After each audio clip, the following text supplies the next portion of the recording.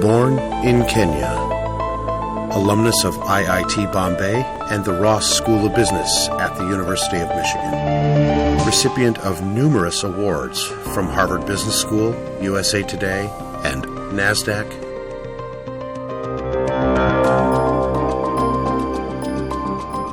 Popularly known in the business community as the Billionaire Yogi.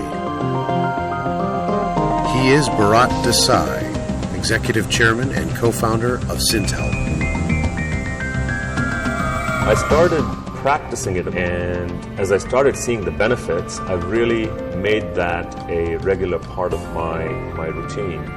I find not only is it great for physical fitness, it's also tremendous for mental agility and for being able to help you stay alert. I remember growing up in East Africa, I started playing cricket when I was 5-6 years old. When I was 10, I actually arranged a match between my school and a European school. And remember, we lived in a segregated society then, so it was unheard of. And I follow the game every chance I get. Bharat founded Syntel with his wife Nirja Sethi with a $2,000 investment in 1980 from their home in Troy, Michigan. We feel very fortunate to be serving some great brands around the world, and our modest beginnings have led to some great developments over the years. Over the years, Syntel has evolved into a force to be reckoned with in the global information technology and knowledge process industry. Syntel employs over 21,000 people with 2012 revenues of $724 million and a market cap of nearly $3 billion. Bharat has been the motivating force behind Esprias, Syntel's volunteer-driven corporate social responsibility program dedicated to educating underprivileged children in its communities. He is a visionary, an entrepreneur, and an inspiration.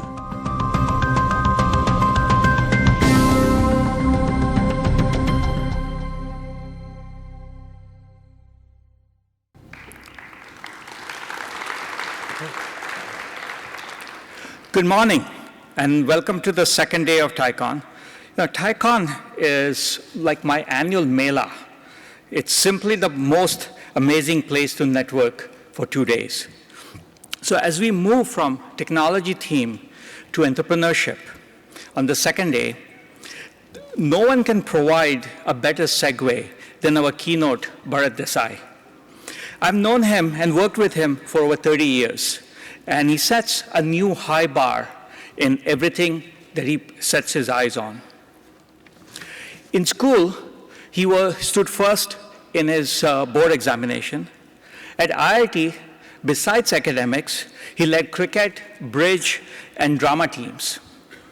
When he started Syntel with his wife, Nirja, the term Indian IT services were not even invented. In the last 30 years, he has actually pivoted Syntel multiple times, recognizing the new opportunities that were besides him.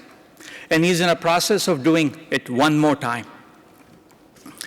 As chairman of IIT Bombay Alumni Organization, he has been working closely with the institute to create one-of-a-kind relationship. In the field of yoga and diet, he too is making some major strides. Today, I'd like you to listen to him closely on what he has to say about innovation, because unlike many academics, he is a living and breathing example of one. Please join me in welcoming Bharat Desai, co-founder and chairman of Syntel.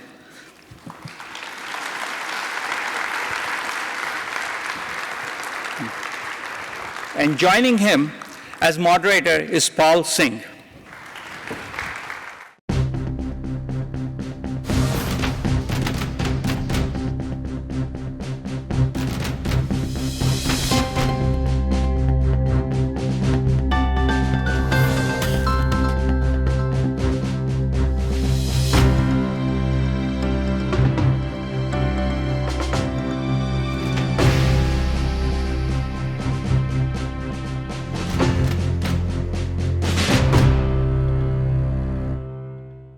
Thank you, Bharat. Thank you for coming here. I'm honored to be here. So today, one thing which is going to differentiate today from maybe a lot of the years is we decided to bring the entrepreneurs from out of Silicon Valley. Because a lot of times you hear the entrepreneurs from Silicon Valley all the time, so we figured let's see how the entrepreneurs outside the Silicon Valley have created these giant empires and what does it take, what is different. So we're going to start a little bit about your entrepreneurial journey because there are a lot of people here who are entrepreneurs, want to be entrepreneurs, and so why did you start the company? Well, I always wanted to run a business of my own. I was a horrible employee. I couldn't live by anybody else's rules. And I figured the best way I could actually be gainfully employed was to start my own company. And I was very pleased to have a very supportive wife who understood that and supported that. And she's still working with you in a capacity? Yeah, we founded the company 33 years ago. She is a very active board member. I'd say my toughest board member. Not only at home, but you get it at work. You got it. Okay. So when you started, did you know this was going to be a huge success? Well, when you start, you're really focused on making it, getting to break even, being around. So any business that starts that says they dreamed it would be a $20, $30, $50 billion business, probably has a vision that I certainly didn't have. But I did know that the industry was going to grow significantly and that with the right moves, we could outpace the overall industry growth. And we've been fortunate to have made some good strategic moves that have worked out well. In Silicon Valley, the wisdom seems to be, is it a $1 billion company or is it not when you go to an investor and ask for raising money? So looking back 33 years ago, if you had tried to do that, it seems like you wouldn't have been able to raise money. Is that right? Yeah, fortunately, we didn't go that route. Syntel is a bootstrapped operation.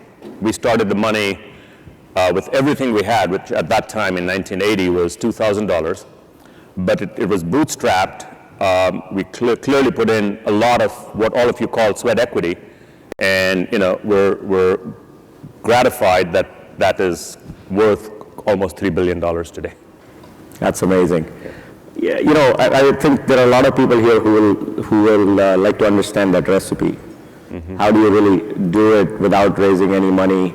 Because even in professional services industry where you are in, mm-hmm. a lot of people think that they need to raise money to grow fast. And to some extent, we just saw this video from you where, you're not promoting yourselves to be the biggest. So what's your advice? Or in hindsight, if you had a choice, would you have raised money before? That's a good question. It's hard to speculate on that. I know that at that time, that was not an option. In fact, 10 years into our existence, when our controller told us we should go get a bank line, I looked at him and said, really? A bank will actually give us a line of credit? So that's how naive I was. So, everybody says that every entrepreneur needs an advisor, a mentor. Who's your mentor advisor in this journey? That's a great question. One of the things I learned in the IIT was there were so many smart people there. And I was fascinated that everybody had a different perspective on a problem. So I was always thrilled to take my problems to 2, 3, 4 people. Mm-hmm. Hear what they had to say about the solution. It was always, I always learned some insights. Ultimately, I had to take a call. Over time, we had great board members whose advice I depended on quite a bit. I was very active with an organization called YPO. Some of you should consider joining it. It stands for Young Presidents Organization. That's a great peer organization, and tremendous mentorship opportunities. And Nirja, my wife, was always a tremendous source of support, and I could always count on her intellectual honesty. Okay, really good. We've actually started a similar thing here called CEO Forum at Silicon Valley, which is to sort of provide a support group for the CEOs locally, because our problems are a little different than what YPO deals with. So I just wanted to put a plug in here. There are actually at least 2 YPO chapters in Silicon Valley that I'm aware. I'm aware of that, yeah. So let me talk about, when you see the entrepreneurship journey, and we've all been there, and even as a senior executive, we always say it's lonely at the top. Mm-hmm. So how do you, what is your support system? What is it that has kept you going? Because you didn't even have the outside board and other things for a very long time. So who are the people who kept you going? I'd say it was my family. My wife and our kids, even from a very young age, were very engaged, and frequently our dinner time conversations were about issues we were facing and how to tackle them. And they were always extremely supportive, and I could always count on brutally honest advice. So you're saying you like to get brutally honest advice, unlike some other people? Absolutely.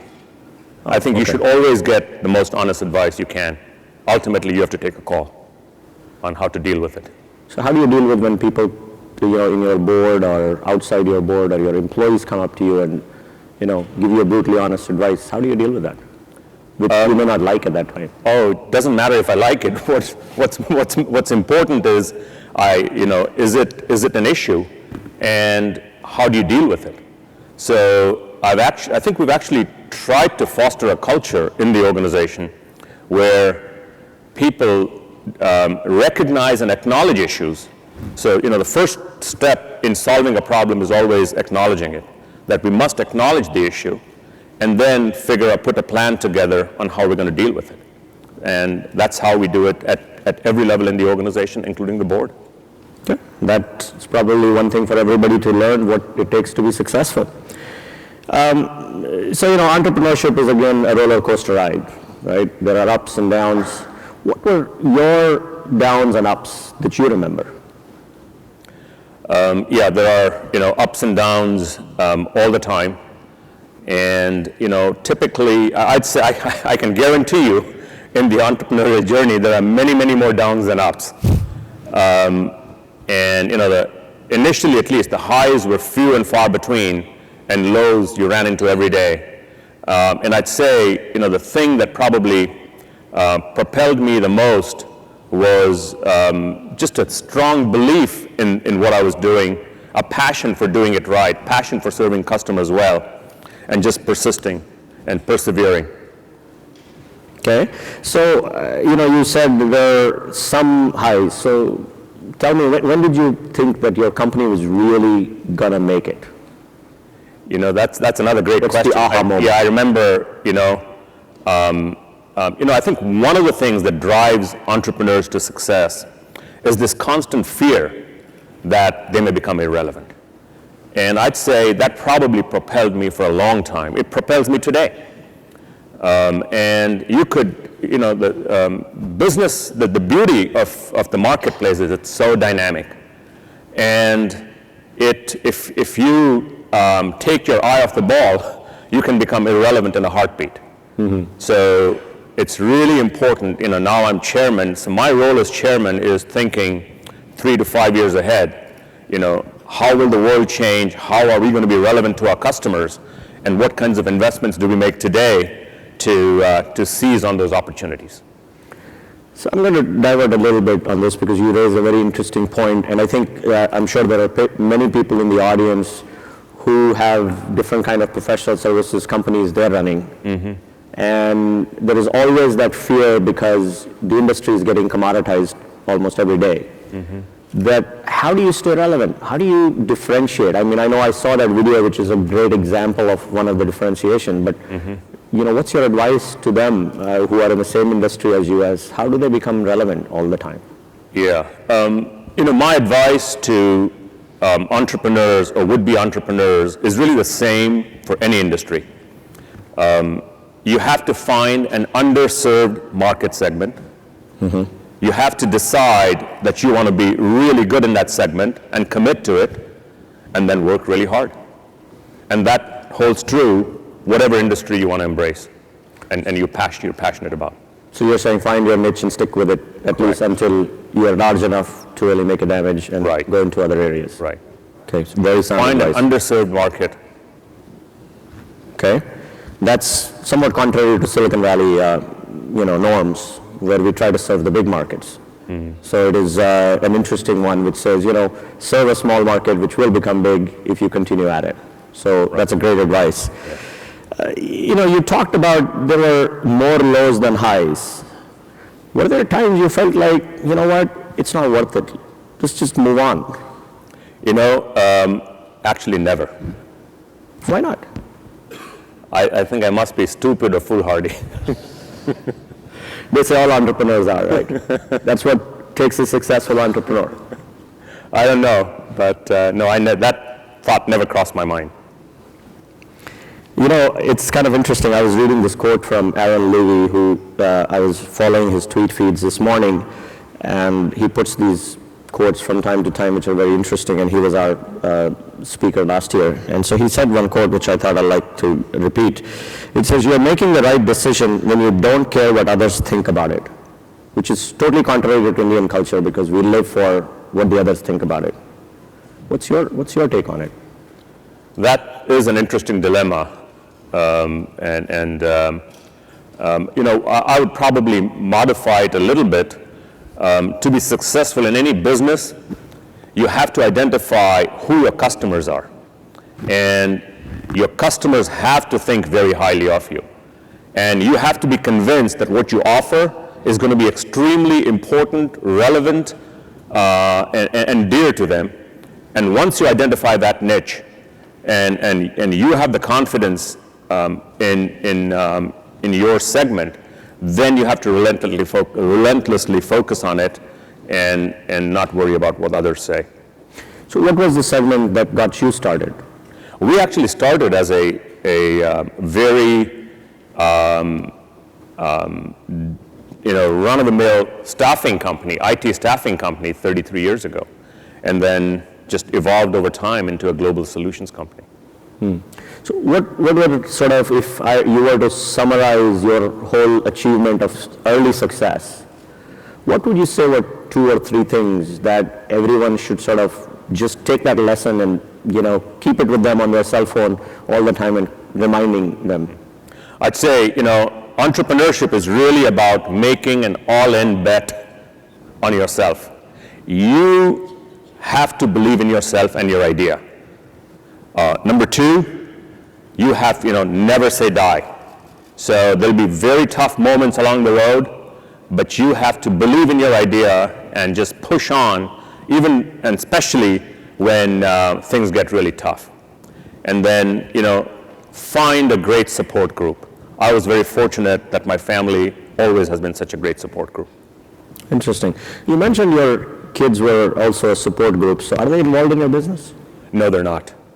Is that intentional, or they just don't want to be involved? I think they want to do bigger and better things, so.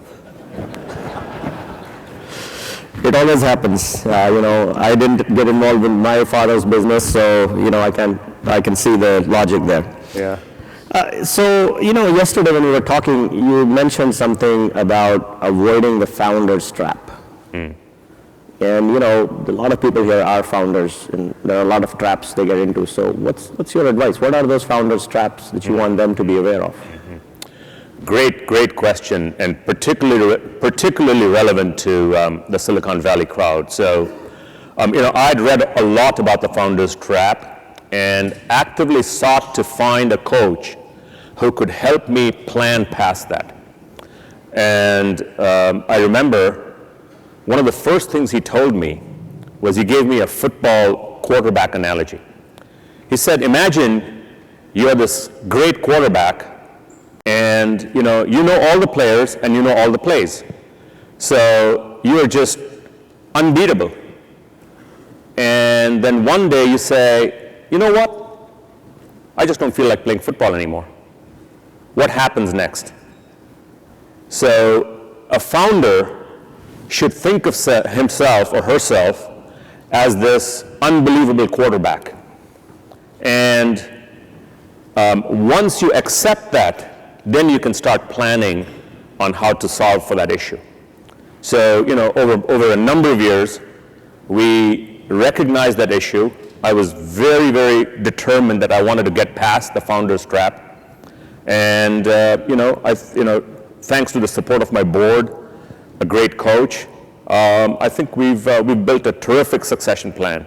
In fact, to give you how far and deep we've gone, our board reviews our succession plan every quarter. So we spend 30 minutes to an hour every quarter looking at the succession plan for the first 2 layers, so for the first 30 or so people in the organization, every single position.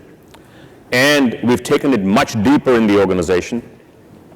In the annual self-appraisals, every person has to put down who their successor is and who their stretch bet would be.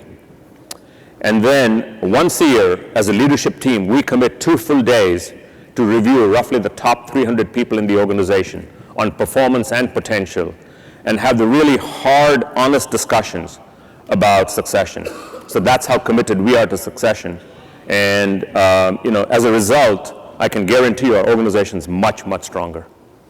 So when did you start thinking about succession? When did this really come about? Because, culturally, you have started the company, which was all kind of very close-knit team, and you didn't have an external board until really much later.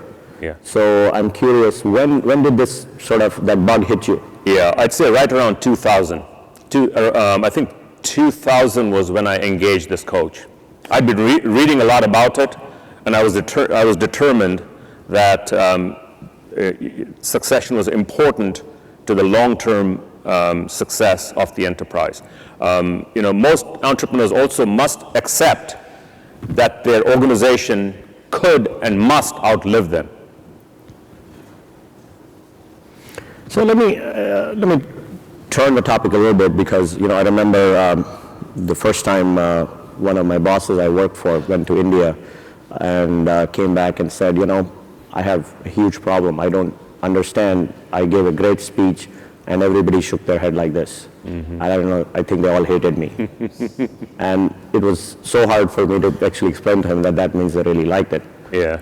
And so that's the kind of cultural change we deal with. And you gave the analogy of football, and you talk about cricket and all the other things. So, Indian culture and the work ethic are very different than here, and the quality and all that. So how do your organization is so much concentrated in India. How do you really ensure the quality, the cultural shift and adjust to that? So, fortunately, this used to be a much more significant and relevant issue, say, a couple of decades ago. Today, thanks to the internet, thanks to cable TV and things like TiVo, cultural nuances are really quite well understood across the world. Having said that, it could be extremely relevant to some companies in a certain context. And you deal with it like any issue. You acknowledge the issue, you develop a plan and a team, and then go to solve it. Interesting. So, real important key, acknowledge the issue first. There is a pain before you go to decide what medicine to take. Right. Okay. So that's a great lesson for every entrepreneur. I'm going to switch completely now to talk about you as a person. Let's not worry about you as an entrepreneur and a leader, because people want to know you. Personally for me, you're kind of the second billionaire I met. And I was really nervous to say, hey, I don't know how I should react, but you were kind of down-to-earth person, and I was really amazed at that. So when people meet you outside, just casually, is that how you are, or was it just with me?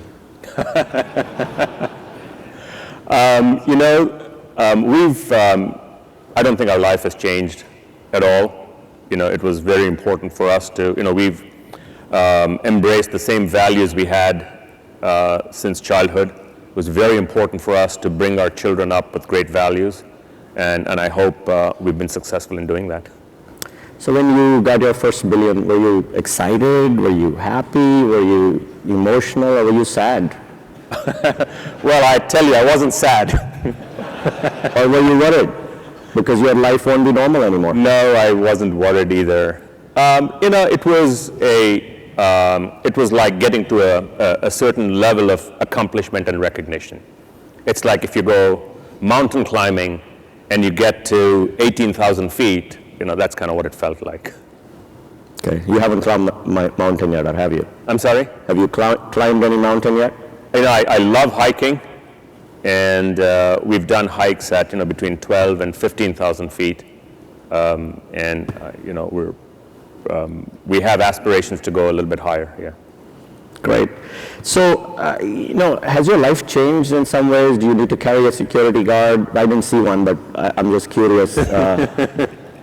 No, I think people ask me that, and fortunately, I'm not in a media person or in an industry that has a lot of visibility. So, in some ways I can walk into a crowd and nobody knows me, and I'm just fine with that. But you will be a hero here, I can assure you that. When you walk the hallways, we'll have to make sure that you don't get totally mobbed. Oh. So, you left Kenya at about, 11 years? 11, right. So, then you went to India, then you came here. So when you have to describe where are you from, how do you deal with that? I think of myself as a global citizen, really. And most people are today. We do live in a very interconnected world. All of us travel a lot. Okay. So, I was reading somewhere that when you were, 10 years old, you organized a cricket tournament. It's a sign of an entrepreneur, but what was that like? What did you do? Yeah. So, when we lived in Kenya, at that time, I think this was in 1963, before Kenya became independent, they had actually separate schools and separate segments in the city where different people lived. So the Europeans lived in one segment and they went to one school. The Asians lived in another part of the city and went to several different schools. And the locals attended separate schools, the Africans. And I know that I loved cricket. And I met one kid who went to the European school. And I said, hey, why don't we have a match between your school and mine? And he liked the idea, so we had it. Kind of like Lagan. Yeah, and for those who are interested, we beat them like an inning and like 150 runs. All right. I think our score was like 200 and they were all out for like 20 and 30 or something. Way to go. So you were already showing the sign of a successful entrepreneur, huh? Well, it just felt like a good thing to do and did it. So you're such a big cricket fan, is buying an IPL team next? No. My hope was really to play for India, and that didn't work out, as you can see. But I heard you played for India in a bridge tournament. I did. So what was that like? Oh, that was thrilling. And the most thrilling moment was actually this. So it was a team knockout tournament. So you have several elimination rounds or a knockout stage. And going into the final round, we were going to play Pakistan. If Pakistan won, they would make it into the final 8.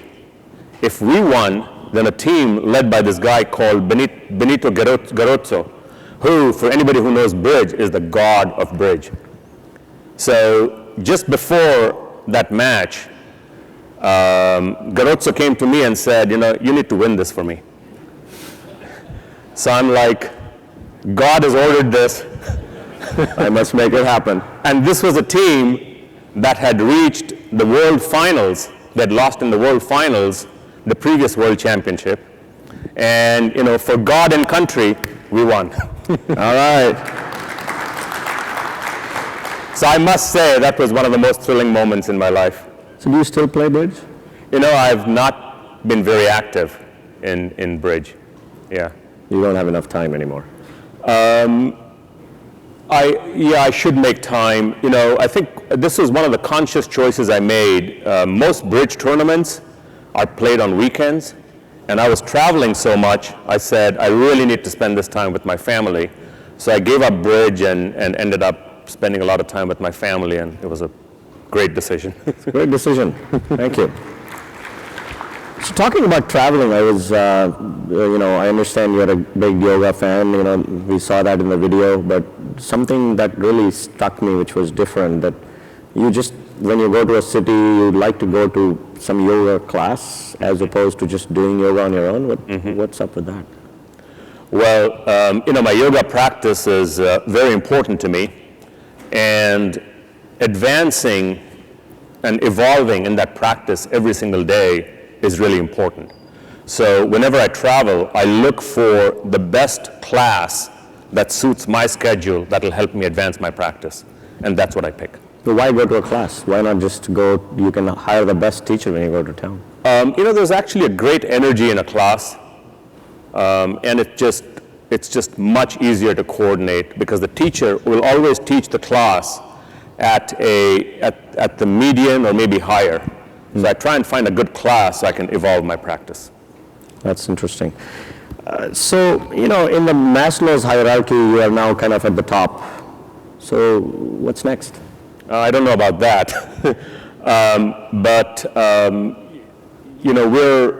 I spend time as chairman of Syntel. We have we've started a hedge fund that's dedicated to our families, investing our family's assets. We have, and I'm quite active in some educational institutions in helping them shape strategy. So I'm on the boards of a few of those. And then I like self-improvement, and that can be a full-time project for me, as you know. And what about philanthropy? What are you doing? And I understand you're involved with a lot of universities and others, so what's... Correct. Yeah. The two causes that I'm particularly very passionate about are education and entrepreneurship. So that's where we've channeled most of our philanthropic activity. And we're about to announce an entrepreneurship school at my alma mater in India that I'm really thrilled about. All right. Yeah. So, everybody admires some companies or the other based on what they see around. What are a couple of companies you admire the most, and why? That's a difficult one. There are, many great companies in the world. I would say there are probably two that most of the people here would be very familiar with that stand out. And to me, those would be Google and Amazon. Why is that? These two companies, if you look at what they've done, they have done an amazing job of completely changing the supply chain in the industries they've served. They are continuously reinventing themselves, but they're focused on something that's most important to any business, the customer experience, and they're absolutely amazing at that. That's why I admire these companies. So customer experience is the key to success. Thank you very much. Thank you, everybody. Let's give them a big hand. Thanks a lot. Appreciate it.